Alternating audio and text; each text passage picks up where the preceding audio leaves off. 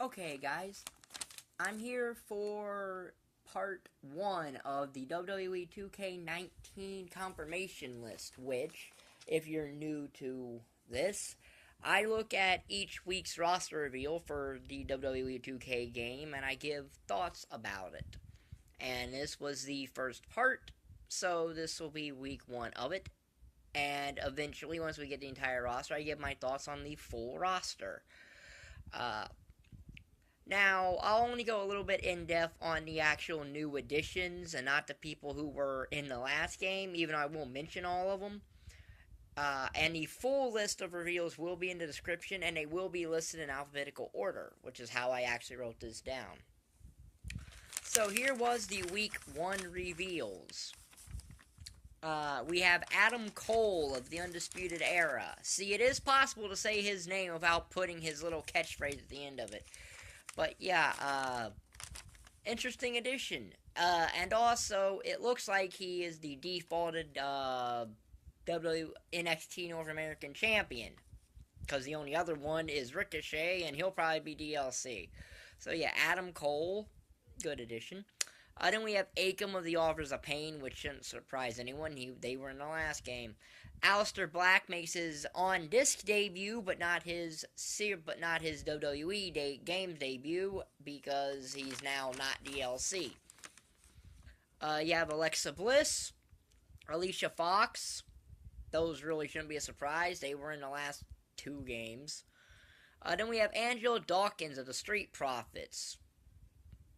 Pretty much thought they'd be DLC, but hey, last year TM61, who everyone thought would be DLC, made the main game, so there you go.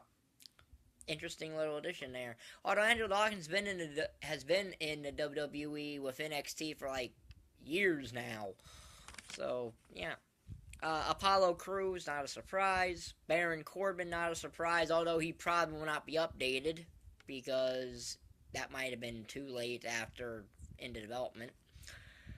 Bailey, not a surprise. Bianca Belair, who I thought would have been DLC, but isn't. Here she is on 2K19's main roster. That's good. The Big Show, not a surprise. He's been in virtually every game in this series. Minus, 2. He wasn't in SmackDown vs. Raw. He wasn't in SmackDown 2, and he wasn't in SmackDown vs. Raw 2008. But other than that, he's been in every game in the series. Bo Dallas, not a surprise, really. He's been in every game since 2K15. Bobby Fish of the Undisputed Era. There you go. All of the Undisputed Era are good additions. Look at that. We have Bobby Roode making his 2nd appearance in the series. Braun Strowman, who's making his 3rd appearance in the series. Bray Wyatt, who is making his 5th appearance, I believe, as Bray Wyatt. 2K 15, 16, 17, 18, and 19. So yeah, his 5th appearance as Bray Wyatt, but his 6th overall in the series, because he was in WWE12 with Husky Harris. So I don't think that gets remembered. Chad Gable, back from last year. Kurt Hawkins, back from last year. Curtis Axel, who's technically been in every game since 2K15. But he was also in WWE12 as Michael McGillicuddy, so. Dana Brooke, back from last year. Dash Wilder, back from last year. Dean Ambrose, back from last year, and he probably isn't updated either. Because I don't think they would have had the time to do that. Dolph Ziggler, been in every game since SmackDown vs. Raw 2010. So, yeah. Drew McIntyre on disc this time, on the main roster this time, not the DLC roster. Elias, not on the DLC roster. Ember Moon, back from last year. Fandango, not a surprise. He's been in every game technically today 14 when he was DLC. But if you want to just count main game, he's been in every game since 2K15. Finn Balor, not a surprise, and they'll probably do his demon as a 2nd playable character, too. They'll probably split him up again like they did last year. Goldust, not a surprise. Heath Slater, not really a surprise. He was in last year's game and well, only a couple exceptions. Almost all of last year's game is probably going to make this year's game. Jason Jordan, who looks to be updated, at least from the render that 2K uploaded. Jinder Mahal, who in it has the Singh brothers with him, so I guess they're confirmed to at least be managers. Whether or not they're playable, I don't know. Johnny Gargano, his render still has him in DIY attire. I hope that's not the case, because that would make him insanely outdated. Sane making her debut in the series, who I thought would be DLC, but hey, she's here. Although technically I didn't think she'd be DLC. She had a match takeover War Games last year, and she won last year's Mae Young Classic. So she could have most likely made the game. She's current NXT Women's Champion now, so, but yeah, she's on the main game. Cassius Ohno looks to be updated from his render, but who really knows? He was in last year's game. Kevin Owens, who recently quit in storyline, but he's here now, but he's in 2K19.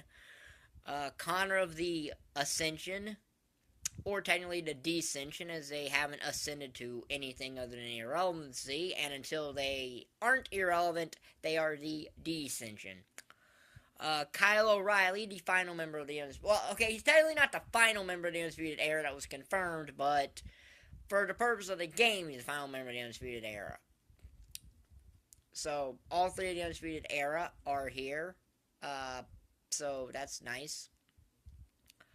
And technically a new addition, unless you have the PC where she's been playable through mods, but Lana as a playable character. I am counting her as a new addition because for the console edition, she's never really been playable. So now she's playable on all consoles. Therefore, I'm counting her as a new addition.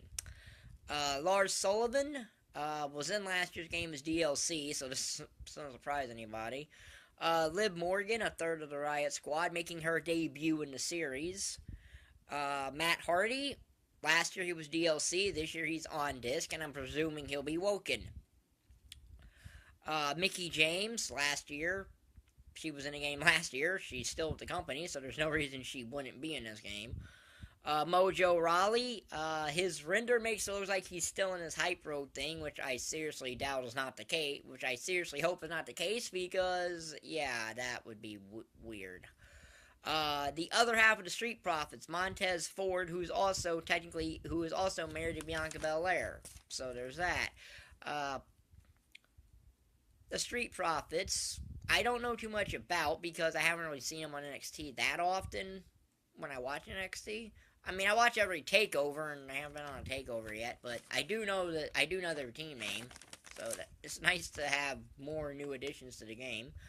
Natalya, to be expected. Nia Jax, to be expected. Nick Miller of the Mighty, again, was in last year's game, still with the WWE. There ain't no way that anybody from last year's game, other than Enzo and Neville, and possibly Big Cass, but there's still a chance Big Cass could make the game, for all we know. But I definitely know Enzo and Neville aren't going to be in this game. No Way Jose, back from last year, not a surprise. Oni Lorcan, there's a random surprise that I didn't see coming. Well, at least not main roster, DLC maybe, but main roster, there you go, main game roster. No mention on his tag team partner, though, Danny Burch, yet. Otis Dozovic from Heavy Machinery. Okay, new addition there. Pete Dunne, who we actually knew about a couple days ago, but good to have him here. Because now the UK title actually has a purpose to be in the game. Rosario Offers of Pain, Rhino, again, that's not a surprise either. Both those guys were in last year. Roderick Strong, who technically is not with the Undisputed Era. Not that it would matter, because all you really need to put on him is an Undisputed Era arm pad, because I don't think he really changed too much else of his attire there. But you could just throw him into the Undisputed Era with the stable editor, so you could do that. Now, granted, you could just put the arm pad on him, but you'd be using up a creative spot. He's still in the game, so you can still make the Undisputed, you can still just add him to the Undisputed Era. But My guess is, since he probably was only added to the Undisputed Era to take the pressure off of Adam Cole having to work double duty all the time, is they added him to while Bobby Fish was on injured reserve. So, and that happened to take over before Mania, so most likely they didn't really think about adding him to the Undisputed Era by then. Anyway, he probably has the same model from last year. Again, it was in last year's game. Roman Reigns, that's not a surprise. Ronda Rousey, yes, they put her on the roster reveal like they did with Kurt Angle last year. She's one of 2 pre-order bonuses with Rey Mysterio. It's interesting, I'll say that much. But yeah, we knew about that already. Ruby Riott, who looks to be updated from her model from last year because she has longer hair. Rusev, that's not a surprise, he's been in every game since 2K15. Sami Zayn, who's also been in every game since 2K15, so that's not a surprise either. Sarah Logan, she finishes out the Riot Squad, making her debut in the series, and her WWE game debut. Sasha Banks, not a surprise. Scott Dawson, not a surprise. Seth Rollins, not a surprise, he's been in every game since 2K14. Shane Thorne, the other half of the Mighty, not a surprise either. He was in last year. Shayna Baszler, who I guess some people thought would be DLC, but I didn't. She's been around for nearly the entire year, and she was the NXT Women's Champion up until TakeOver Brooklyn 4. So, and Ronda Rousey's already in here anyway as pre-order DLC, so why wouldn't Shayna Baszler have been on the main roster, on the main disc roster? Interesting to have, though, and I don't think the other 2 MMA 4 Horsewomen are going to be in this game at all because they just started doing stuff on NXT house shows. It's possible, but the NXT DLC I think is pretty much going to be our EC3, Ricochet, the War Raiders, and possibly Candice LeRae. But other than that, I don't see the other 2 MMA 4 Horsewomen yet being in this game. Titus O'Neil, I don't think his slide will be in the game, but it might, who knows. Triple H, that's a given, and he's probably going to have his other 2 versions too. Tucker Knight, the other half of Heavy Machinery, making his debut in the series and WWE games. Tyler Bate, who also makes his debut here. He's in his Mustache Mountain jacket, but as of now, no word about Trent Seven yet. Now, it could be next week or on one of the upcoming other weeks. I know there's at least 2 weeks left. I know there's at least 2 weeks of this left because there's a week with Anderson and Gallows and a week with the Bar. So I know there's at least 2 more weeks of this. The Velveteen Dream, who also probably people thought would be DLC, but again, he's been around the same time as the Undisputed Era. He debuted right after them, so, and he's definitely been at every TakeOver since TakeOver, War Games. So, interesting addition there. Victor, who, at this point, the Ascension are just here to fill numbers for the game.